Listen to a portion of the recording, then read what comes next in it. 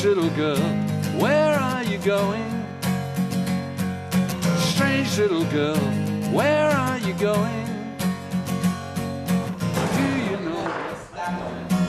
For we'll all be with you someday. Fond adieu, but never say goodbye. Like lovers of the past, you have nothing to fear.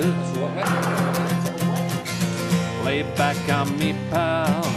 Lay back on me, pal. I'm here. Lay back on me, pal. I'm here.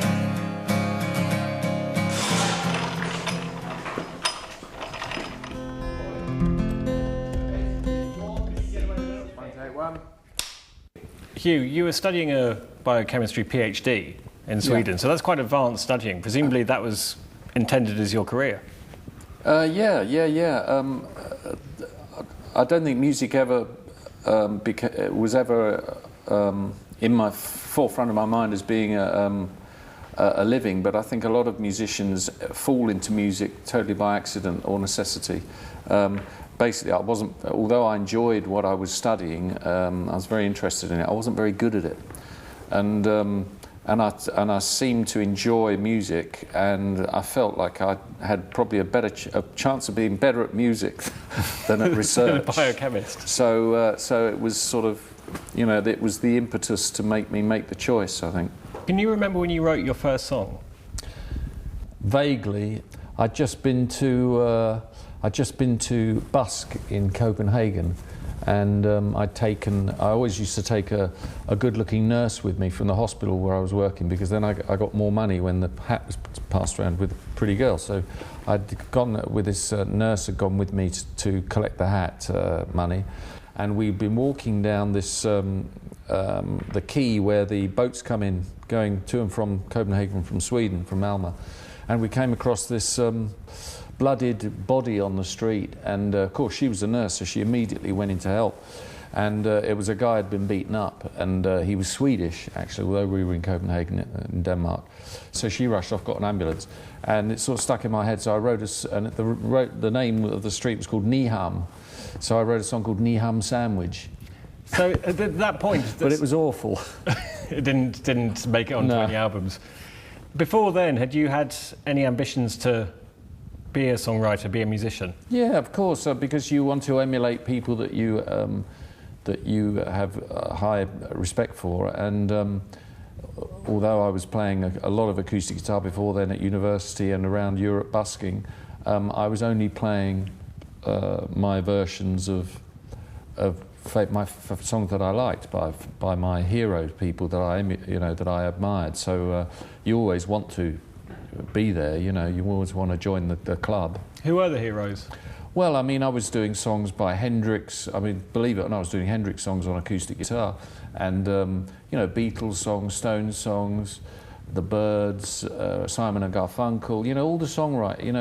I've always been into songs, and it's funny how people get this impression of artists that people come to me and say, well, the Stranglers got this image of that their songwriting is like really tough, and yet I said, well, hang on a second, I could actually go back to the albums that I was on and make a collection of songs from those albums, and if you put those together on an album, you would and listen to them one after another, you would never think that was by the Stranglers, and it is true, you can do that. So was it the idea of the song as an art form which interested you in the first place? Definitely. Rather than being a rock star or being... Oh, I don't know about that. Well, I guess that'd be quite nice too. Yeah. But it was there's a song, 3 minutes, as opposed to a 10-minute epic or something. Because the Stranglers are known for these very defined songs. Well, yeah. I mean, and when I started listening to music, early teens, late pre-teens. It was things like Chuck Berry songs and things, which were very short and to the point, and I think that had a lasting impression upon me. How did you learn? Did you pick up the guitar and just listen to records that you loved, or get lessons? Yeah. No, I'd never had lessons. My brother, one of my elder brothers, he lovingly renovated an old Spanish guitar that he'd found. and he French polished it, and really beautiful. It was a beautiful job he did, and restrung it and everything. And then he went off travelling for a year and left this guitar at home. And the day he left, I rushed upstairs, because he never used to let me play it, and then I rushed upstairs to see if he'd taken it with him, and he hadn't. And so I was able to just play every day for a year, and then when he came back, I could play it better than he could. And I said, you still want your guitar? He said, no, you can have it. So, you know, that's how I started. You threw in the towel at that point, I guess.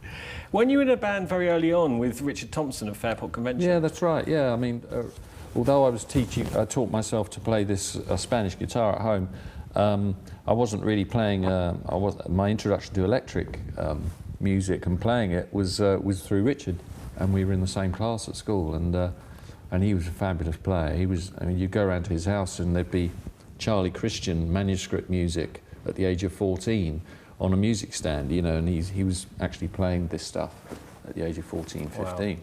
It's quite remarkable. So, and he taught me to play bass. You know, he formed a band, we formed a band, and I had the opportunity to play bass in it, and said, well, I can't play bass. He said, oh, I'll teach you. It's dead easy. It's just like guitar, but it's 4 strings. It's very easy. You don't have to play chords either. I thought, oh, that sounds good. So, and I bought a homemade bass from a guy in another class at school, and it was the neck was just a square piece of wood. You know? So I was learning to play bass on that with Richard's help. And then he said, you got to buy a proper guitar. So I went off and bought a violin bass. And of course the neck on that is fabulous, so suddenly it became a lot easier to play.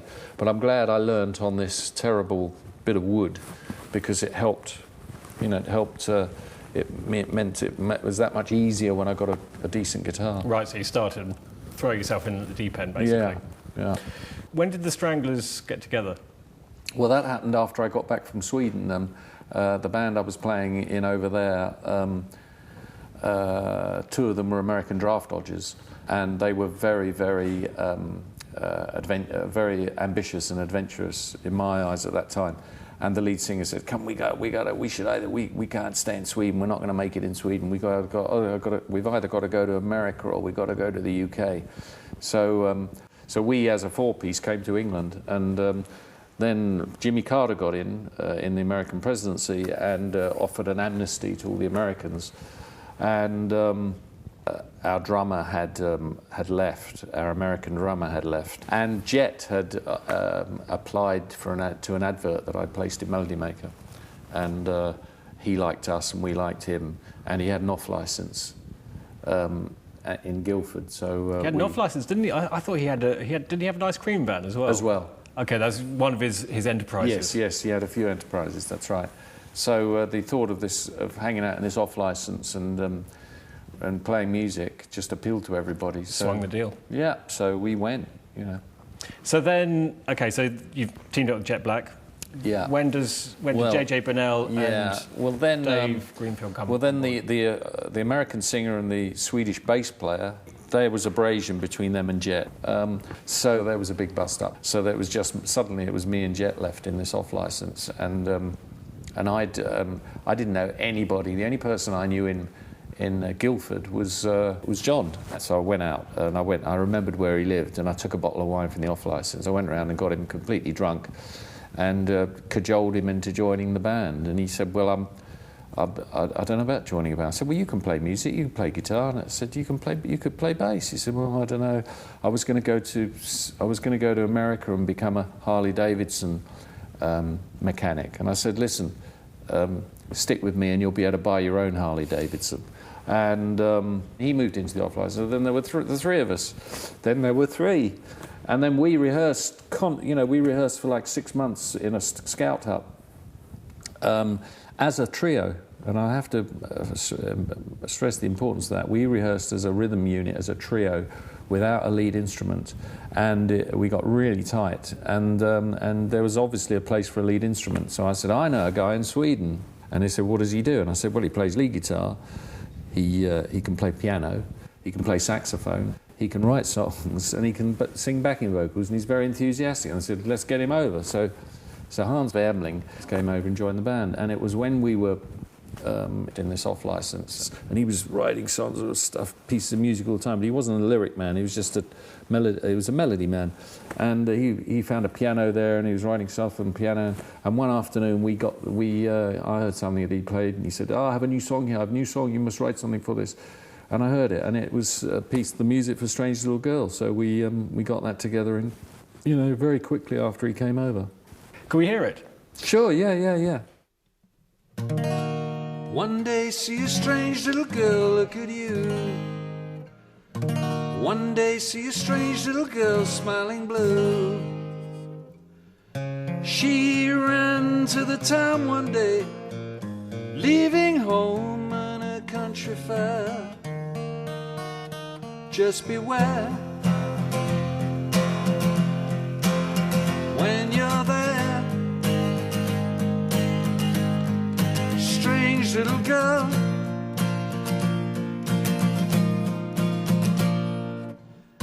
She didn't know how to live in a town that was rough. It didn't take long before she knew she'd had enough. Walking home in her wrapped up world, she survives, but she's feeling old. 'Cause she found all things cold. Strange little girl, where are you going? Strange little girl, where are you going? Do you know where you could be going?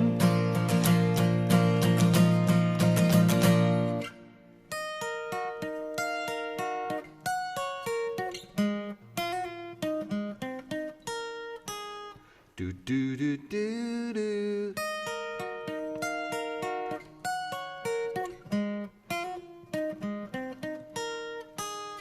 Do do do do do. Walking home in her wrapped up world, she survives, but she's feeling old. 'Cause she found all things cold. Strange little girl, where are you going? Strange little girl, where are you going? Do you know where you could be going?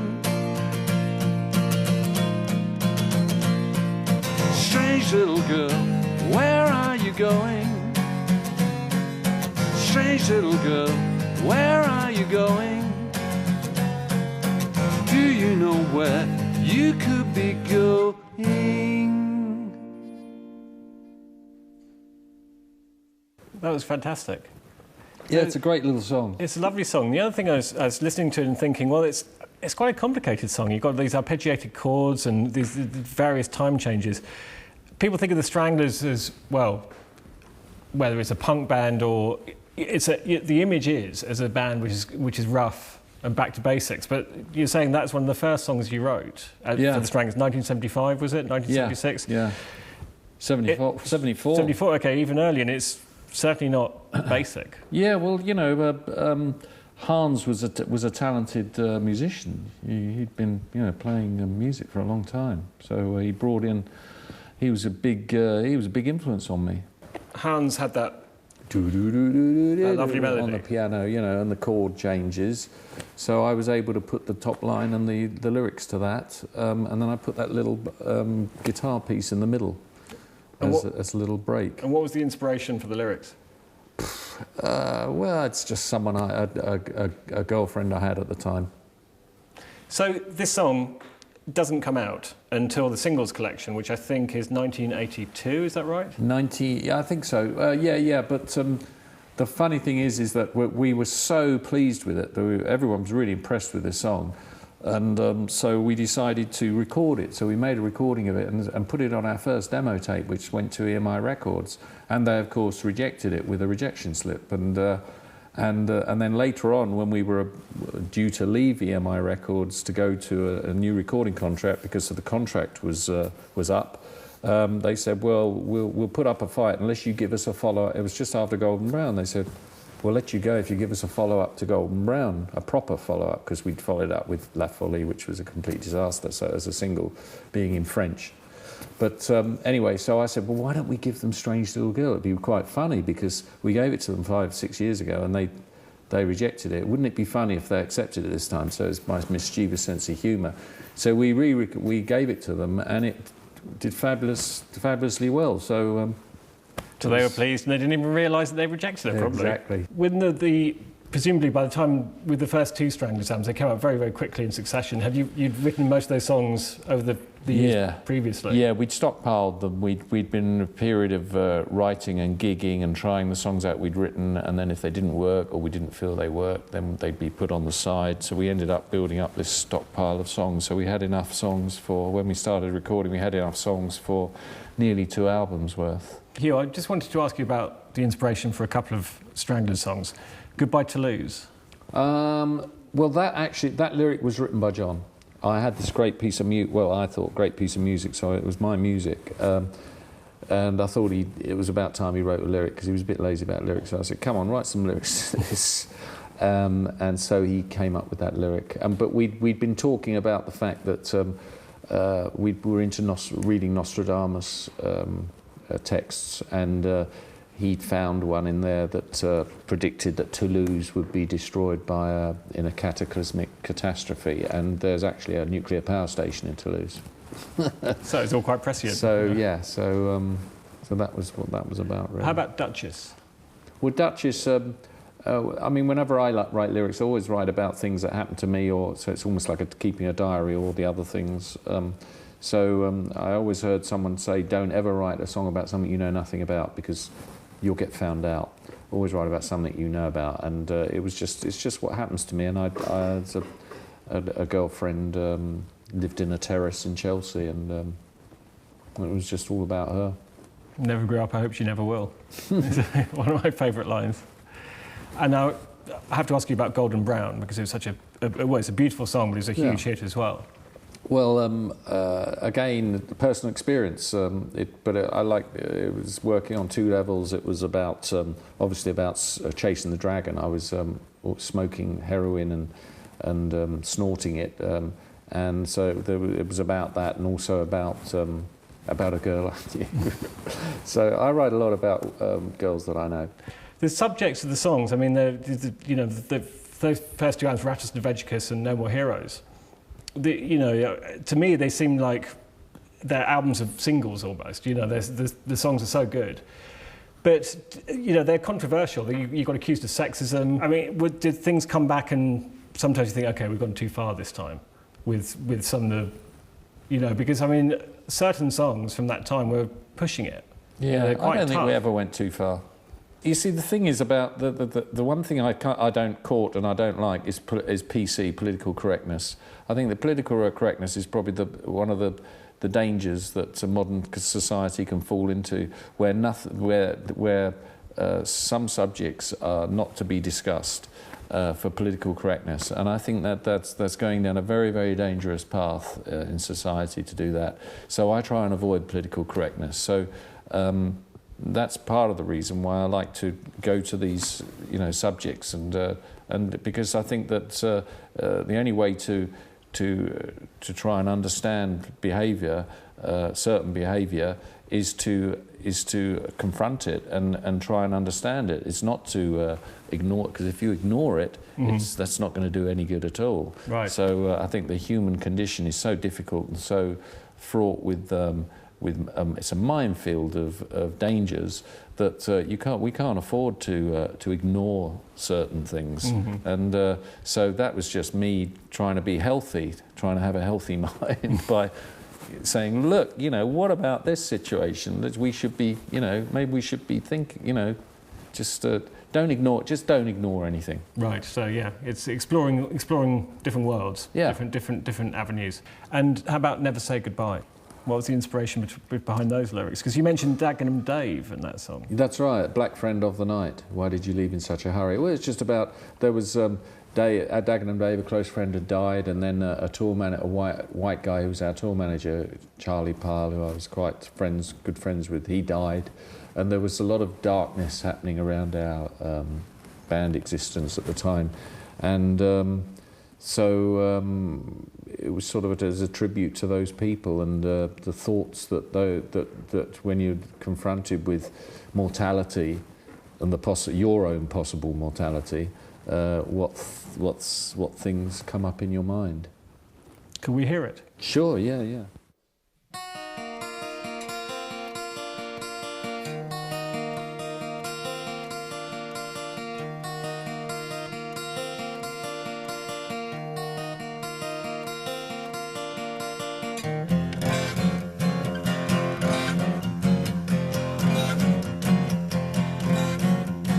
Black friend of the night, why did you leave in such a hurry?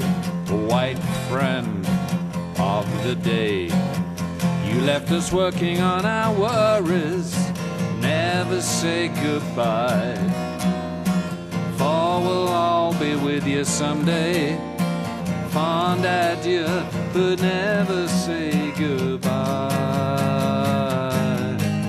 Like lovers of the past, they swim and surface in our memories, those questions never asked. I save them all for the next century. Never say goodbye, for we'll all be with you someday. Fond adieu, but never say goodbye. Never say goodbye. Never say goodbye.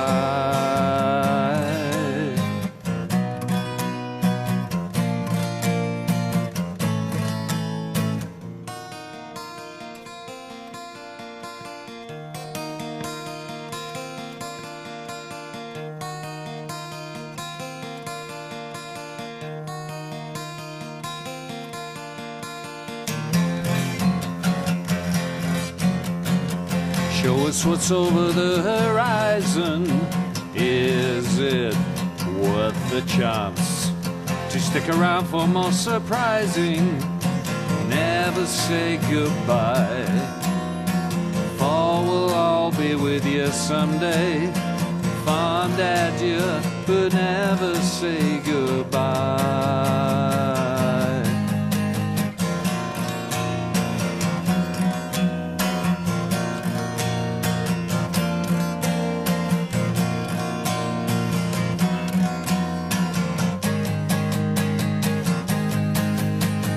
Never say goodbye, for we'll all be with you someday. Fond adieu, but never say goodbye.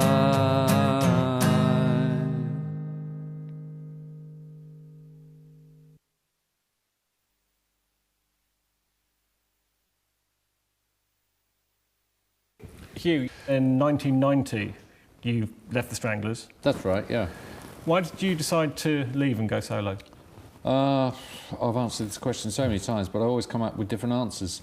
I just got bored with being in a band. It was when you're in a group and it's almost like a democracy, which ours was.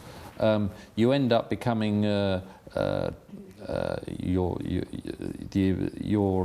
persona is part of a group persona, and it doesn't matter what you are individually, you will always be part of that group persona, and it's very difficult to be an individual. And I was getting bored with that. You know, I wanted to flex my wings a bit and just try and be a bit more myself and less part of something which was being decided by 4 people. Right. So when you finished the band, did you know, apart from being a solo artist, did you have clear ideas about what you wanted to do, which is going to be very different from what you'd done before? No, I had no idea at all. All I knew is I needed to take my head out of the Stranglers basin and get a bit of fresh air. And I didn't. And as a result of that, I didn't play any Stranglers songs for about 3 or 4 years. I'd rather play songs by Hendrix. I was doing Hendrix songs live with my band, and Cold Turkey we did, a Dylan song, and everyone's going, why is he playing these songs? Why isn't he playing those great Stranglers songs? The reason was because I needed to take a break, and I didn't even play electric guitar for 2 years. Right. I just wanted to get right away from what I'd been used to doing for so long. Was that difficult or liberating? It was liberating. It was relaxing more than liberating. Does songwriting come? I don't know if songwriting coming easily to you is the right question, but how often do you write songs? Not very often, but it comes very naturally to me. I feel it's a very natural thing to do. I find it's becoming easier as time goes on. Of course, now I write totally by myself, and that's an art in itself. Not having, when you're co-writing, you're always throwing ideas backwards and forwards, but I like writing alone by myself. I've got it licked now, and I found a way of doing it which seems to suit my personality, and it seems to suit my audience, because they say my songwriting's is getting better, so that's fine. Well, that's great, and also I think it can be quite rare, because I think a lot of people can find it very difficult to leave behind the legacy of songs that they've done before and move on, and it's almost a pressure on yourself to live up to the legacy of songs that everybody knows. But you found that you managed to do that, managed to make a clear break and move on. And it's not a clear break, but it's a sort of it's a turn in the path. You see, I look back on my time in the Stranglers. It was a long time, but in the scheme of things, in my whole musical history, it's a part of it. And the longer I stay alive, the lesser a part of it becomes. And I see it as a very, very fruitful time of writing and learning about everything to do with music, writing and performing music. I learned about songwriting, I learned about performing on stage, I learned about playing guitar, I learned about communicating with an audience, I learned about so many different things, and it was a great sort of almost like an apprenticeship. And I've been out of the Stranglers longer than I was in it now, and then there was my period before the Stranglers. So now it's a lovely period to look back on, but it's just a part of a whole larger story. Yeah. Do you find? Do you think you'll always write songs? God, I don't know. I always write something. I don't know whether it's songs or a diary or a book or whatever, but I just find it's a great release. It's a very useful thing to be able to dissipate fears and worries and thoughts and clear your head. So it can be therapeutic as well as a career and I feel everything very else fortunate in that respect. I don't know if other writers do feel like that, but that's definitely how I feel. Are you ritualistic about the way you write songs? Do you have to be in a certain place, a certain mindset, or could you write them on the road? To me, if there's an idea, you can't let it. You go, oh God, I'm not in the right place for this. You just got to go, wow, this is an idea. Got to seize on that, and you've got to make sure it doesn't get away. Something that I've heard a lot of great songwriters say is that with the songs they're most proud of, often it feels like they didn't write them. Yeah, so they just came. Do you get that? Yeah. There's a lot of that goes on. And some things get written very, very quickly, and some things take a bit longer and have more painful birth. They're like children, It's like I would imagine it's rather like giving birth to a child for a woman, I suppose. It really is. But the great thing about songs is they stick around and look after you in your old age, which children very rarely do these days. Yeah, exactly. Do you feel ownership of them once the songs have gone out there, once they're played on the radio, when they've got a life of their own? I mean, again, it's a child analogy.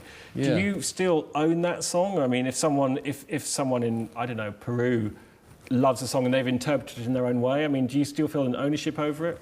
Not at all. As soon as it's recorded, it's almost like